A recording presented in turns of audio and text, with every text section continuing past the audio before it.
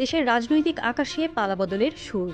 অন্তর্বর্তীকালীন সরকারের অধীনে পরিবর্তিত পরিস্থিতিতে দেশের প্রতিটি সিটি কর্পোরেশনেই চলছে নতুন হিসাব নিকাশ। বিগত সময়ে যারা নির্বাচনে পরাজিত হয়েছিলেন বা আইনি লড়াই চালিয়ে যাচ্ছিলেন, তাদের অনেককেই বিভিন্ন সিটিতে মেয়র হিসেবে দায়িত্ব নিতে দেখা যাচ্ছে আদালতের নির্দেশে। এই উত্তাল ঢেউ এসে লেগেছে শিল্পনগরী নারায়ণগঞ্জের তীরেও। ডাক্তার সেলিনা হায়াৎ আইভীর অপসারণ ও গ্রেফতারের পর এখানকার নগরপিতার আসন শূন্য। তাই প্রশ্ন উঠেছে, নারায়ণগঞ্জের পরবর্তী কাণ্ডারি কে হবেন? তিনি কি ভোটের মাধ্যমে নির্বাচিত হবেন, নাকি এখানেও দেখা যাবে আদালতের হস্তক্ষেপ?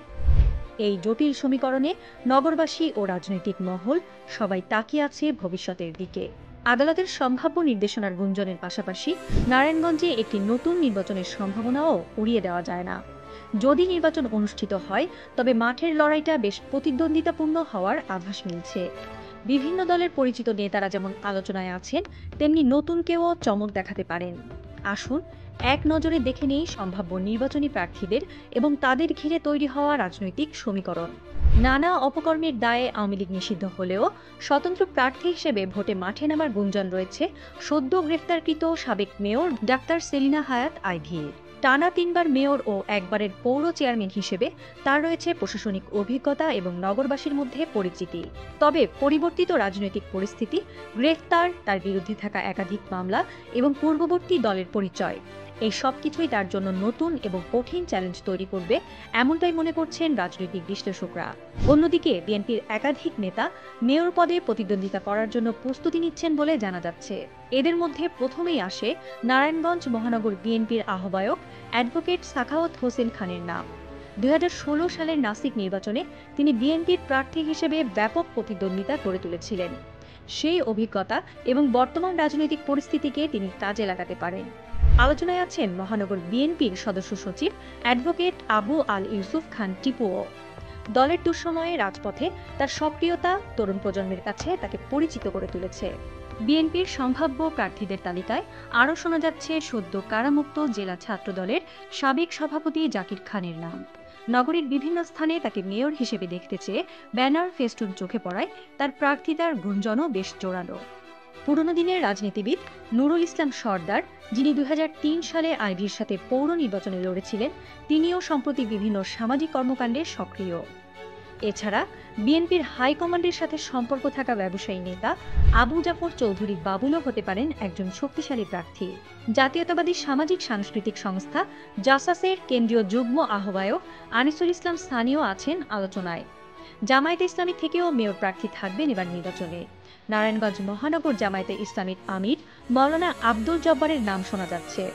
ছাত্র আন্দোলনে ক্ষতিগ্রস্তদের পাশে দাঁড়ানো সহ বিভিন্ন সামাজিক কর্মকাণ্ডের মাধ্যমে জামায়াত নতুন করে নিজেদের অবস্থান জানান দিচ্ছে। তাদের সুসংগঠিত ভোট ব্যাংক নির্বাচনে গুরুত্বপূর্ণ ভূমিকা রাখতে পারে। একইভাবে ২০২২ সালের নাসিক নির্বাচনে তৃতীয় সর্বোচ্চ ভোট পেয়ে চমক দেখিয়েছিলেন ইসলামী আন্দোলন বাংলাদেশের মহানগর সভাপতি মুফতি মাসুম বিল্লাহ। আলেম সমাজ ও সাধারণ মুসল্লিদের মধ্যে তার ব্যাপক গ্রহণযোগ্যতা এবং নগরবাসীর বিভিন্ন দাবি দেওয়া আদায়ে তার সরব উপস্থিতি তাকে এবারের নির্বাচনে অন্যতম গুরুত্বপূর্ণ প্রতিযোগী করে তুলেছে।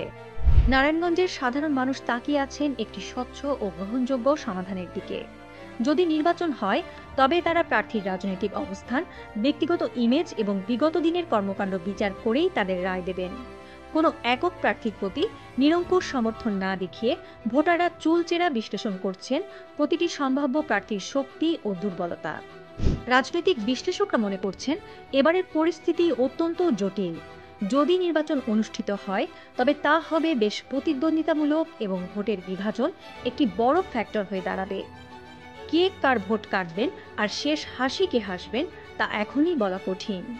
নারায়ণগঞ্জের মানুষ একটি স্বচ্ছ প্রক্রিয়ার মাধ্যমে তাদের যোগ্য নগর অভিভাবক বেছে নিতে পারবেন, এমনটাই প্রত্যাশা সকলের। হোক তা নির্বাচনের মাধ্যমে বা আদালতের হস্তক্ষেপে। নারায়ণগঞ্জ সিটি কর্পোরেশনের আগামী দিনের নেতৃত্ব কার হাতে যাবে তা নিয়ে গুঞ্জন, আলোচনা চলছে সমানতালে। প্রার্থীরা প্রস্তুত ভোটের মাঠে লড়াই করতে, অপেক্ষার প্রহর গুনছেন তারা। এদিকে নির্বাচনী তফসিল ঘোষণার জন্য অপেক্ষা করছে নারায়ণগঞ্জের জনসাধারণ। তফসিল ঘোষণার পরই হয়তো মিলবে এই গুরুত্বপূর্ণ প্রশ্নের উত্তর। কে হচ্ছেন নারায়ণগঞ্জের পরবর্তী নগরপিতা অথবা নগরমাতা? নারায়ণগঞ্জের সকল খবরের বিস্তারিত ও বস্তুনিষ্ঠ আপডেট পেতে চোখ রাখুন নারায়ণগঞ্জ সমাচারের পর্দায়। আমাদের সাথে থাকার জন্য ধন্যবাদ।